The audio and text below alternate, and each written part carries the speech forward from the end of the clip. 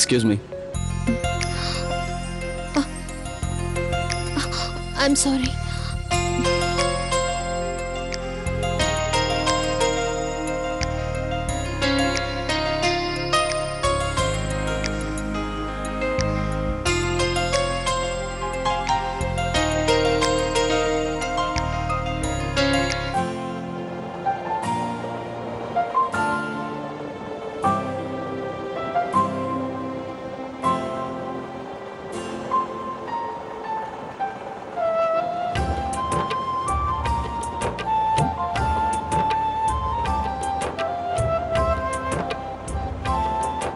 அத்தை நீங்களும் சாப்பிடுங்க. விஜய், சாப்பிட சப்பாத்தி கொடுத்துட்ட, தொட்டுக்கு ஏதாவது கூட. அப்புறம் வெறும் சப்பாத்தி ஏன் சாப்பிட்றீங்கன்னு கத்துவ.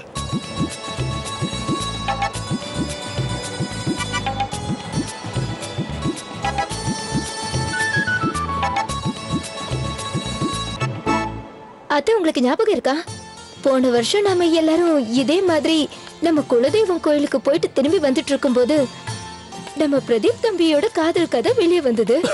ரொம்ப கஷ்டப்பட்டு மாமா கிட்ட பேசி இவங்களோட காதல் கல்யாணத்துக்கு நான் தான் சம்மதம் வாங்கினேன். இந்த வருஷம் நம்ம அதே மாதிரி குலதெய்வம் கோயிலுக்கு போயிட்டு வரும்போது நம்ம வீட்டுல ஒண்ணு இல்ல, ஒரேடியா 2 மருமகளுங்க நம்ம வீட்டுக்கு வர போறாங்க.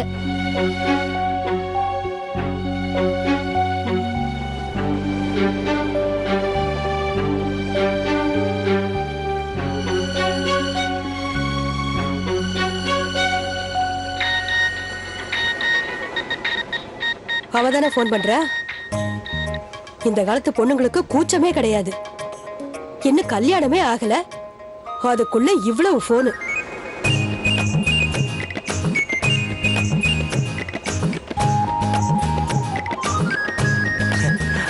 ஹலோ. டேய்,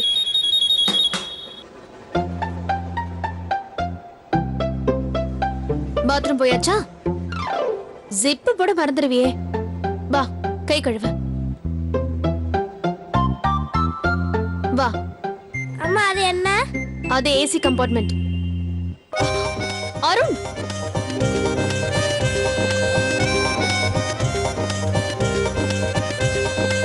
சாரி. அருண், அருண், இன்னொரு வாட்டி இப்படி ஓடி வந்த உன்னை அவ்வளவுதான். வா. எங்க மேடம் போறீங்க? முதல்ல உங்க டிக்கெட்டை காட்டுங்க. அது வந்து டிக்கெட் சார், அது வந்து நான் ஆக்சுவலி செகண்ட் கிளாஸ்ல. அப்படியா? செகண்ட் கிளாஸ் டிக்கெட்டை வாங்கிட்டு ஏசில வந்து நீங்க காத்து வாங்குறீங்க? இல்ல சார், அந்த மாதிரி நினைக்காதீங்க. சின்ன பையன் தெரியாம ஓடி வந்துட்டான். இங்க பாருங்க, உங்கள மாதிரி பல பேரை பார்த்துட்டேன். I love you, I love you, I love you. Okay, no bye. சின்ன பையனா? இங்க பாருங்க, ஒழுங்கா டிக்கெட்டை காட்டுங்க, இல்லன்னா ஃபைனை கட்டுங்க.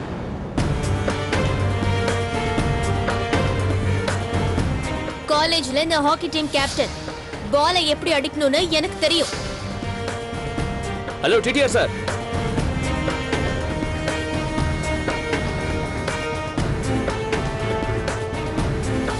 அது வந்து பண விஷயமா பேச வந்திருக்கேன். என்ன பங்கஜ் சந்தியா அனுப்புனாரு. நீயா? இல்ல, நாம இத பத்தி அப்புறம் பேசுவோமே. என்னாச்சு சார்? ஏதாவது பிரச்சனையா என்ன? செகண்ட் கிளாஸ் டிக்கெட்டை வாங்கிட்டு ஏசில டிராவல் பண்றாங்க. படிச்சவங்களே இப்படி பண்ணா மத்தவங்கள என்ன சொல்றது? இல்ல, நீங்க தப்பா புரிஞ்சிட்டு இருக்கீங்க. இங்க பாருங்க, இதான் உங்க டிக்கெட், ஏசி டிக்கெட். இவங்க என் அண்ணி.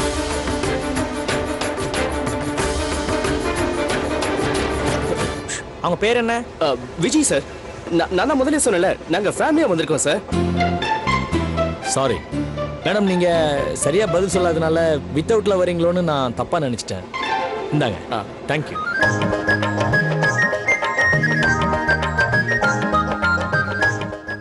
பாத்தீங்களா, ஹாக்கி ஸ்டிக்கை வச்சு என்ன அடிப்பேன்னு சொன்னீங்கல்ல, இன்னைக்கு நானே உங்களை காப்பாத்திருக்கேன். ஆமா, அன்னைக்கு என்ன சொன்னீங்க? காலேஜ் ஹாக்கி டீமுக்கு நீங்க கேப்டனா? அப்படின்னா நீங்க காலேஜ்க்கு போயிருக்கீங்க, நிச்சயமா இங்கிலீஷ் தெரிய வாய்ப்பு இருக்கு. அதாவது ஒரு தேங்க்ஸ் சொல்லலாம்னு. தேங்க்ஸ் சொல்லலாம் எனக்கு தெரியும். நான் அந்த அளவுக்கு படிச்சிருக்கேன். மரியாதை கொடுக்கவும் எனக்கு தெரியும். அத பத்தி எல்லாம் இங்க பேச வேண்டாம். ரவுடிசம் பண்றவங்க எல்லாம் இந்த ஏசி கம்பார்ட்மெண்ட்ல என்ன பண்ணிட்டு இருக்கீங்க? என்ன பண்றீங்க? இந்த மாதிரி ரவுடிசம் பண்றதை நீங்க விட மாட்டீங்க போல இருக்கு. ஆமா, நீங்க எங்க போயிட்டு இருக்கீங்க? அது கூட உங்களுக்கு தெரியாதா? நாங்க கோவிலுக்கு போறோம். எல்லார்கிட்டயும் எல்லாத்தையும் சொல்லிடு. தேங்க்யூ. இதைத்தானே எதிர்பார்த்தீங்க? இங்க பாருங்க, உங்க அண்ணன் கிட்ட நான் எல்லாத்தையும் விளக்கமா சொல்லிட்டேன். லைட்கான பணத்தையும் அவர் அனுப்பிட்டாரு. அவர் கொஞ்சம் புத்திசாலியா இருக்காரு. அவர்கிட்ட இருந்து கத்துக்கங்க. பாரும், இன்னொரு தடவை இந்த மாதிரி ஓடி வந்து உன்னை என்ன பண்றேன்னு பாரு. அன்னைக்கு என்னவோ பேசி அண்ணனையே வாயடைக்க வச்சுட்டாங்க. இன்னைக்கு அண்ணனையே பாராட்டுறாங்க.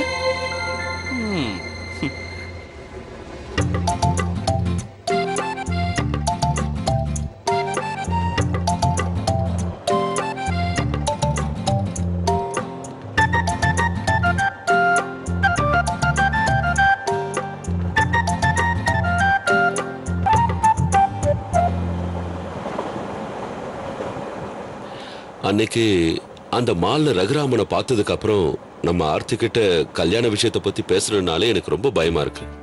கொஞ்சம் பொறுமையா இருங்க, எல்லாம் சரியா போயிடும். இல்ல சோபா, எனக்கு தெரிஞ்சு விவாகரத்தான ஒரு பொண்ணு, அதுவும் குழந்தையோட இருக்கிறவளை யாரும் கல்யாணம் பண்ணிக்க மாட்டாங்க. நீங்க ஏங்க இப்படி எல்லாம் யோசிக்கிறீங்க? வேற எப்படி யோசிக்க சொல்ற? எனக்கு ஒரு விஷயம் மட்டும் தெளிவா புரியுது. குழந்தை அருணை நம்ம கூடயே வச்சுக்கிட்டோம்னா அவளுக்கு கல்யாணம் நடக்கிறதுக்கு வாய்ப்பு இருக்கு. ஒரு ஆம்பளையா உங்களால இதை சுலபமா சொல்லிட முடியும். ஒன்ன மட்டும் புரிஞ்சுக்கோங்க, அருண் இல்லாம நிச்சயமா அவளால வாழ முடியாது. வாய்ப்பே இல்ல. அருண் தான் ஆர்த்தியோட உயிரே, அவன் இல்லாம அவ இல்ல. நீ சொல்றது எனக்கு புரியுது சோபா. ஆனா உடனடியா இதுக்கு ஏதாவது ஒண்ணு நம்ம செஞ்சாகணும். நமக்கும் ஒரு பையன் இருந்தான்ல, நம்மளும் அவன் இல்லாம நமக்கு வாழ்க்கையே கிடையாதுன்னு இருந்தோம். என்னாச்சு? இப்ப அவனை மறந்துட்டோம். வாழ்ந்துட்டு தானே இருக்கோம், செத்தா போயிட்டோம். அதே மாதிரி ஆர்த்தியும் மறந்துடுவா. நம்ம பையனை மறக்கணும்னு நாமளும் ஆசைப்பட்டோம். அவன் தப்பு பண்ணினா அதனால அவனை விட்டுட்டு மருமகளை ஏத்துக்கிட்டோம். ஆனா ஆர்த்திக்கு அந்த மாதிரி எந்த கட்டாயமும் இல்ல. இங்க பாரு சோபா, நான் சொல்றதை நீ கொஞ்சம் பொறுமையா யோசிச்சு பாரு. நான் சொல்றதுல எந்த தப்பும் இல்லையே. நாம இந்த ஊருக்கு வந்து 1 வருஷம் கூட ஆகல. அதனால இந்த ஊர்ல நம்மள நிறைய பேருக்கு தெரியாது. இன்னும் சொல்ல போனா இந்த ஊர் ஜனங்களுக்கு ஆர்த்தி நம்ம பொண்ணா மருமகளான்னு கூட தெரியாது. சோபா, விவாகரத்தான ஒரு பொண்ணுக்கு மறுமணம் செஞ்சு வைக்கிறது ரொம்ப கஷ்டமா. நாம ஆர்த்திக்கு மறுமணம் செஞ்சு வைக்கணும்னு ஆசைப்பட்டோம்னா அதுக்கு ஒரு சில விஷயங்களை நாம மறைச்சுதான் ஆகணும். நான் சொல்றது உனக்கு புரியுதா இல்லையா? அருண், அருண் ஓடாத, நெல்ல விழுந்துற போற. ஆடா என் செல்லக்குட்டி, வா வா வா. நான் ஜெயிச்சுட்டேன், நான் சரி ஜெயிச்சுட்டேன். சரி, நீங்க குடுக்குற செல்லம் தான் எனக்கு எடுத்து வச்சிருக்கு. இன்னைக்கு வேணா ஜெயிலுக்கே அனுப்பியிருப்பேன் தெரியுமா? அந்த ரவுடி பையன் வந்தா இல்ல நான் இன்னைக்கு மாட்டிருப்பேன். ரவுடி பையனா? யார பத்தி சொல்ற?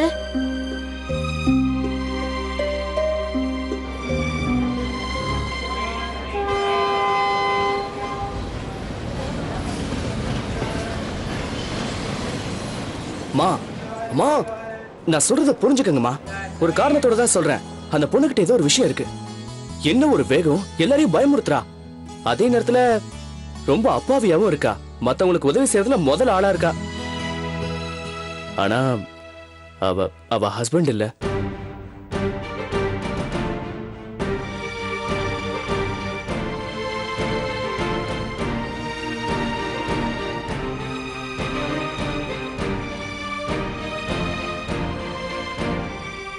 ஒரு பையன் இருக்கான். கொஞ்சம் சேட்டை பண்ணுமா, ஆனா ரொம்ப நல்ல பையன்மா. பிரதீப், என்ன பேசுறோங்கிறத தெரிஞ்சுதான் பேசுறியா? உங்க அண்ணனுக்கு ஒரு கல்யாணமான பொண்ணையா கல்யாணம் பண்ணி வைக்க போற? ஏண்டா, உங்க அண்ணன் இன்னொரு கல்யாணம் பண்ணிக்கிறதுக்கே ஒத்துக்க மாட்டேங்கிறான். இதுல கல்யாணமான பொண்ணை பாக்குறோம்னு சொன்னா அவனுக்கு... அம்மா, நான் சொல்றது கொஞ்சம் புரிஞ்சுக்கங்க. அம்மா, ஒரு புத்திசாலியான பொண்ணுதான் நம்ம வீட்டுக்கு மருமகளா வரணும்னு அப்பா ஆசைப்படுறாரு. அந்த பொண்ணுதான் குழந்தைகளை பாத்துக்கணும்னு ஆசைப்படுறாரு. அதோட அண்ணனே சொல்லிட்டார்ல, எனக்கு மனைவியா இருக்க வேண்டாம், குழந்தைங்களை பாத்துக்கிட்டா போதும்னு. நான் ஒன்னும் உடனே கல்யாணம் பண்ணுவீங்கன்னு உங்ககிட்ட சொல்லலையே. முதல்ல பார்த்து பேசுங்க. ஆமா அத்தை, பிரதீப் சொல்றது எனக்கு சரியாதான் படுது. ஒரு வாட்டி சும்மா பாக்குறதுல ஒண்ணும் தப்பு இல்லையே. அந்த பொண்ணு எப்படி இருக்கான்னு பாப்போம். இருந்தாலும் விஜயா, அத்தை ஒரே ஒரு தடவை பாப்போமே. சரி பிரதீப், நீ சொன்ன அந்த பொண்ணு எங்க இருக்கா? அவங்க அதுவும் அந்த செகண்ட் கிளாஸ் கம்பார்ட்மெண்ட்ல இருக்காங்க. இப்ப செகண்ட் கிளாஸ்க்கு எப்படி போறது?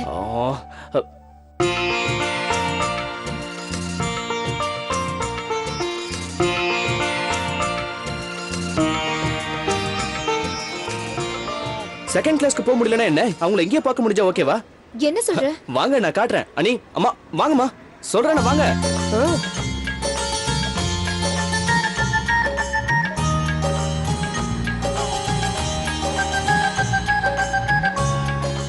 எங்க இருக்கா? அனி அதோ அங்க பாருங்க, அந்த கடையில இருக்காங்க. யாரு சொல்ற? அட அந்த பொண்ணுதான், கையில குழந்தையோட இருக்காங்களே.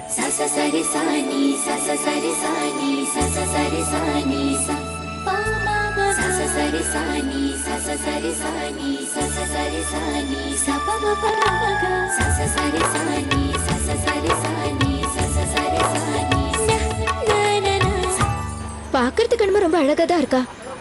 ஆனா அவளுக்கு அவ புருஷனுக்கு என்ன பிரச்சனை? அனி அதெல்லாம் பேசினா தானே தெரிய வரும். சரிதான், ஆனா எப்படி போய் பேசுறது? ட்ரைனிங்க கொஞ்ச நேரம் தானே நிக்கும். இந்த கொஞ்ச நேரத்துல நாம எப்படி சரியா பேச முடியும்? எனக்கு தெரியும் அண்ணி, ஆனா அவங்க நம்ம கோயிலுக்கு தான் வரப்போறாங்க. நமக்கு யோசிக்க 4 மணி நேரம் இருக்கு. அதுக்குள்ள எல்லாத்தையும் கேட்டு தெரிஞ்சுக்கலாம். என்ன சொல்றீங்க?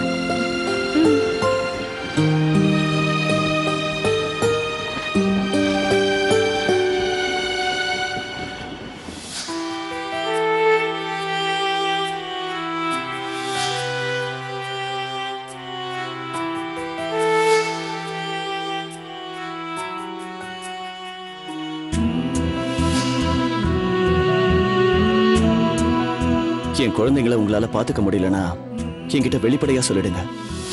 ஆனா தயவு செஞ்சு என்னோட குழந்தைங்களை இந்த மாதிரி வேலைக்காரங்க கிட்ட ஒப்படைக்காதீங்க. சரி, நீ உள்ள வா, ட்ரெயின் கிளம்ப போகுது.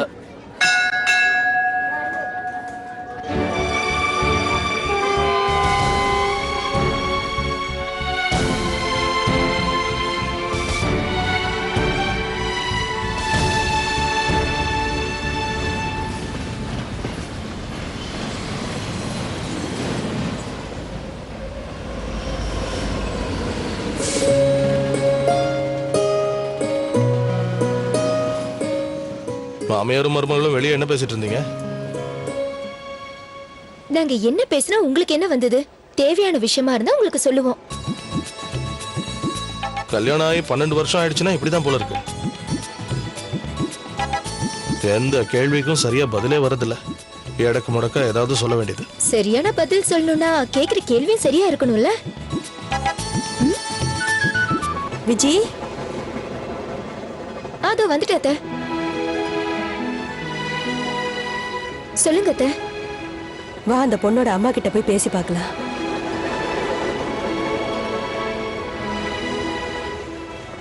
இப்பவே வா. ஆமா இப்பவே. நான் முடிவெடுத்துட்டேன். வா வா போலாம். கொஞ்சம் நிக்கிறீங்களா? சொல்லுங்க.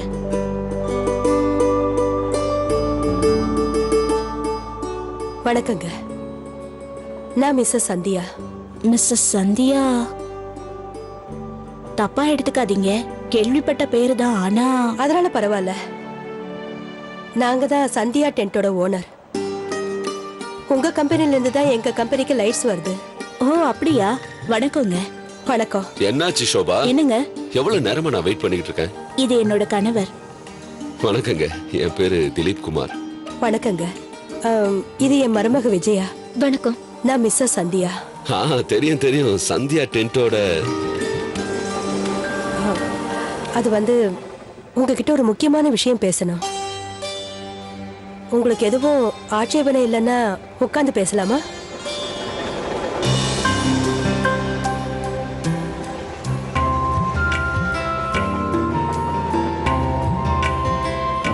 ஆனா யோசிச்சு பாத்தீங்களா? ஐ மீன் என் விஷயத்த சொன்னேன். ஒருவேளை இந்த வருஷம் மட்டும் கல்யாணம் நடக்கலன்னா அடுத்த வருஷம் வேற யாருக்காவது கல்யாணம் பண்ணி வச்சிருவாங்க. உன்னை யார் தடுத்தது கல்யாணம் பண்ணிக்க? மறந்துட்டீங்களா? நான் உங்களுக்கு சத்தியம் பண்ணி கொடுத்துருக்கேன். எனக்கு ஒரு அண்ணியை தேடிட்டு தான் நான் கல்யாணம் பண்ணிப்பேன்.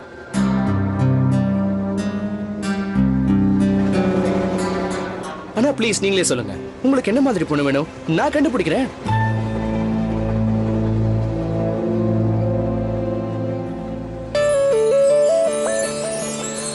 எவ்வளவு ஆச்சுங்க? 30 ரூபாங்க. ஆஹா, என்கிட்ட சில்லறை வேற இல்ல. இந்தாங்க, முதல்ல 5 ரூபாய் பிடிங்க.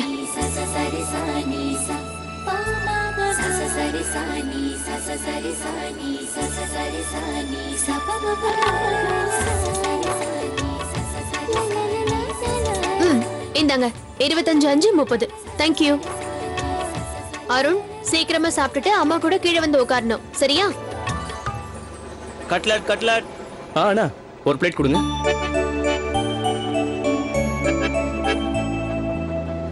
ஆ 30 ரூபா கொடுங்க. அண்ணா பணம்.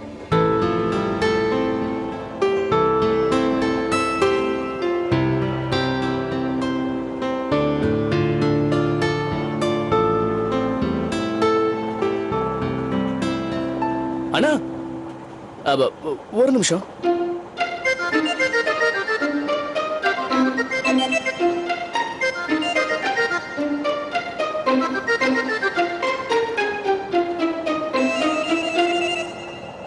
லிப்ஸ்டிக் இருக்கு பாருங்க. ஆனா யாரோ ஒரு பொண்ணு உங்களுக்கு மெசேஜ் அனுப்பியிருக்காங்க.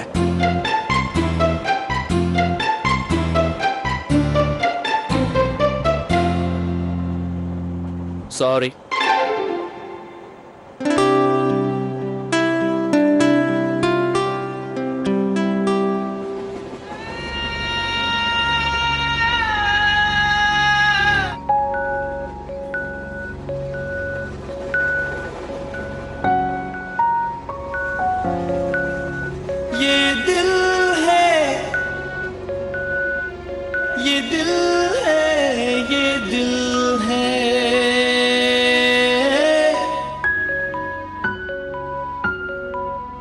सब इस दिल की ही तो मुश्किल है, ये दिल है, ये दिल है, ये दिल है,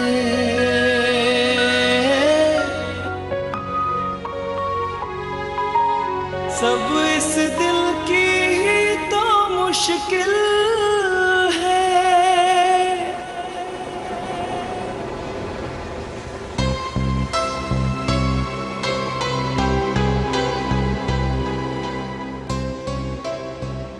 உங்க பொண்ணை நாங்க பார்த்தோம். ஆர்த்தி எங்க பொண்ணு இல்ல, மருமக.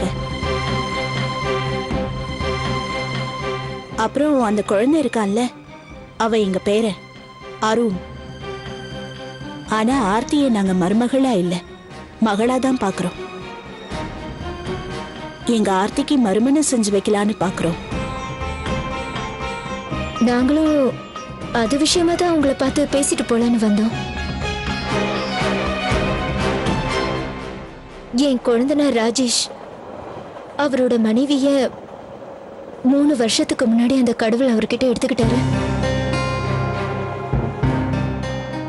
2 அழகான பொம்பளை குழந்தைங்க இருக்கு அவருக்கு.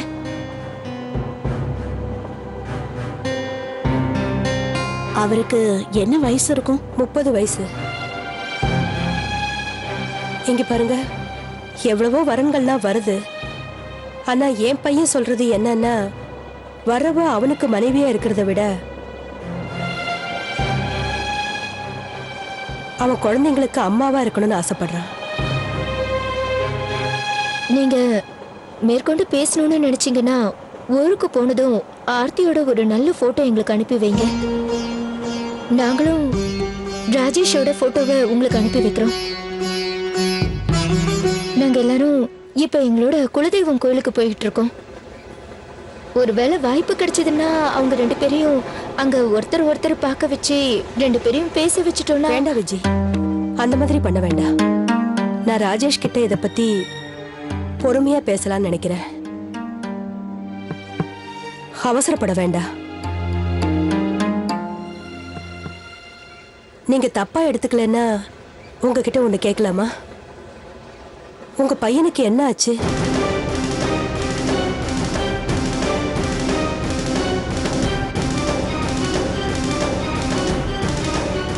அது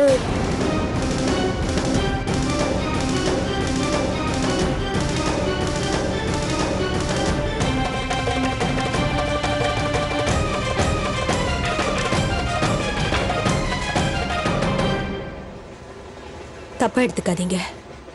உங்ககிட்ட இந்த கேள்வியை நான் கேட்டிருக்க கூடாது. பையன் இல்லைங்கிறதுனாலதான் இப்ப நீங்க உங்க மருமகளுக்கு மறுமணம் பண்ணி வைக்கணுங்கிற முடிவெடுத்திருக்கீங்கன்னு நான் நினைக்கிறேன். இங்க பாருங்க சார், நான் சொல்றதை நீங்க தப்பா எடுத்துக்கிட்டாலும் பரவாயில்ல. என் மனசுல இருக்கிறத சொல்லிடுறேன். நான் என் பையன் ராஜேஷுக்கு ஒரு விதவையை கல்யாணம் பண்ணி வைக்க கூட தயாரா இருக்கேன். ஆனா புருஷனை விட்டு விவாகரத்தான பொண்ணை கல்யாணம் பண்ணி வைக்க நான் விரும்பல.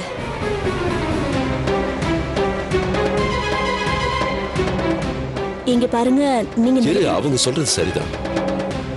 நாங்க ஊருக்கு போய் சேர்ந்ததும் இது விஷயமா யோசிச்சு சொல்றோம். சரி, வரோங்க. வாங்க, நல்லது.